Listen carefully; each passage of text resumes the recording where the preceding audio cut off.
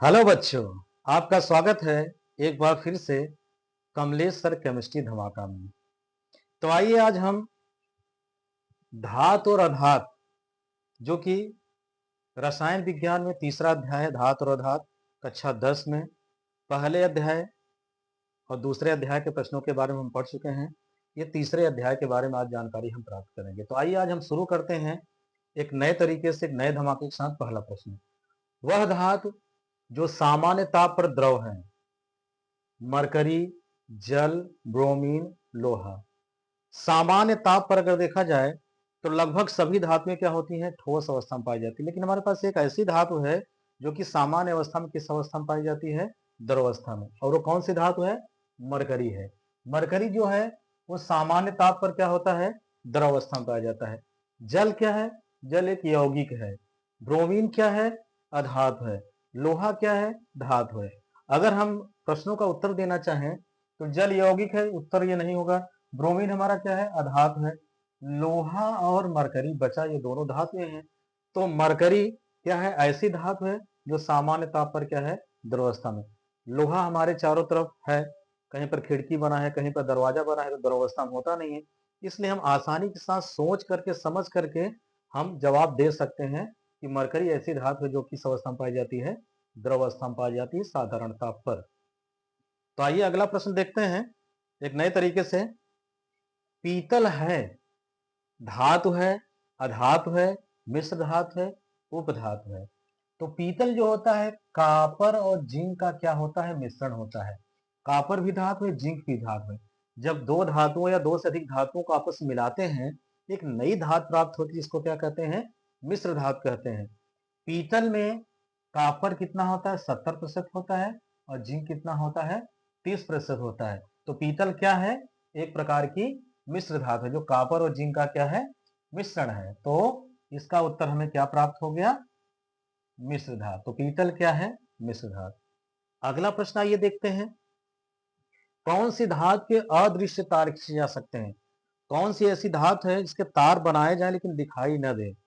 तो lead, gold, silver, tungsten. तो हमारा उत्तर क्या होगा, टंगस्टन।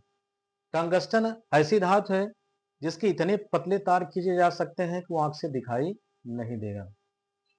जैसे यहां पर गोल्ड हो गया, गोल्ड, 1 ग्राम गोल्ड हो, 1 ग्राम सोना हो, तो उसके 2 किलोमीटर के तार खींचे जा सकते हैं। 1 ग्राम गोल्ड का कोई हो, गोल्ड, उसको 2 किलोमीटर का तार लंबा खींचा जा सकता है। चांदी के बारे में बात कर लें। चांदी 0.0008 0.0008 मिलीमीटर व्यास का तार खींचा जा सकता है। यानी कि चांदी के इतने पतले तार खींचे जा सकते हैं।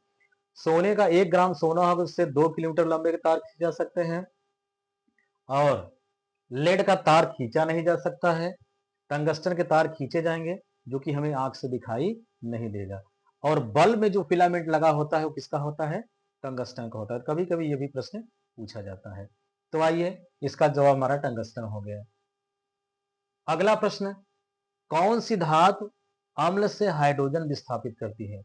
कौन सी ऐसी धातु है जो अम्ल में से हाइड्रोजन को विस्थापित करती है। इसको समझने के लिए हमें विद्युत रासायनिक श्रेणी के बारे में पता होना चाहिए। देखिए यहाँ पर विद्युत रासायनिक श्रेणी यहाँ पर लिखी गई है। हाइड्रोजन के ऊपर जो धातुएं होती हैं, अम्लों में से हाइड्रोजन को विस्थापित कर देती हैं, क्योंकि ये धातुएं क्या होती हैं, हाइड्रोजन से अधिक सक्रिय होती हैं। और हाइड्रोजन के नीचे जो धातुएं होती हैं, हाइड्रोजन से कम सक्रिय होती हैं। इसलिए धातुएं हाइड्रोजन को अम्लों से विस्थापित नहीं कर पाती हैं। तो मैग्नीशियम जो कि हाइड्रोजन से क्या है, ऊपर है, इसलिए मैग्नीशियम क्या करेगा, अम्ल में से हाइड्रोजन को विस्थापित कर पाएगा। कापर हो गया, प्लेटिनम हो गया, मरकरी हो गया, ये क्या होता है, हाइड्रोजन के नीचे होता है, इसलिए अम्लों में से हाइड्रोजन को विस्थापित नहीं कर पाएंगे। तो इस तरीके से हाइड्रोजन के ऊपर धातुएं अम्लों में से हाइड्रोजन को विस्थापित कर पाएंगी, और हाइड्रोजन के नीचे की धातुएं जो होती हैं, अम्लों में से हाइड्रोजन को विस्थापित नहीं कर पाएंगी। तो यानी कि potassium, sodium, calcium, magnesium, aluminium, zinc, iron, tin, lead, ये सभी धातुएं अम्लों में से हाइड्रोजन को क्या कर देंगी, विस्थापित कर देंगी। आइए अगला प्रश्न देखते हैं। किस धातु को चाकू से काटा जा सकता है। अभी बताया गया कि सभी धातुएं ठोस अवस्था में पाई जाती है, केवल ऐसी एक धातु है मरकरी जो कि द्रव अवस्था में पाई जाती है। लेकिन कुछ ऐसी भी धातुएं होती, इतनी नर्म होती, इसको हम क्या कर सकते हैं, चाकू से काट सकते हैं। जैसे सोडियम हो गया, पोटेशियम हो गया, इसको हम क्या कर सकते हैं, चाकू से काट सकते हैं। तो यहाँ पर देखिए आयरन, लोहे को हम काट नहीं सकते हैं। सोना, गोल्ड, उसको नहीं काट सकते हैं। कापर, कापर के तार को भी हम चाकू से ऐसे नहीं काट सकते। कापर, सोडियम इतना नर्म होता है, इसको चाकू से हम आसानी से क्या कर सकते हैं, काट सकते हैं। इस तरीके से ये सभी प्रश्नों के हमारे क्या हो गए, उत्तर हो गए।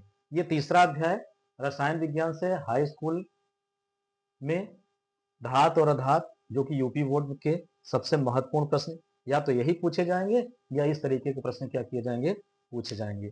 तो वीडियो कैसा लगा, अच्छा लगा हो, लाइक, सब्सक्राइब और शेयर जरूर करिएगा। एक नए अध्याय के साथ अगले क्लास में हम आपसे मिलेंगे, तो मन लगा करके, मेहनत लगा के पढ़ते रहिए और फिर आगे की तरफ बढ़ते रहिए। तो एक नए क्लास में एक नए धमाके के साथ फिर से हम मिलेंगे।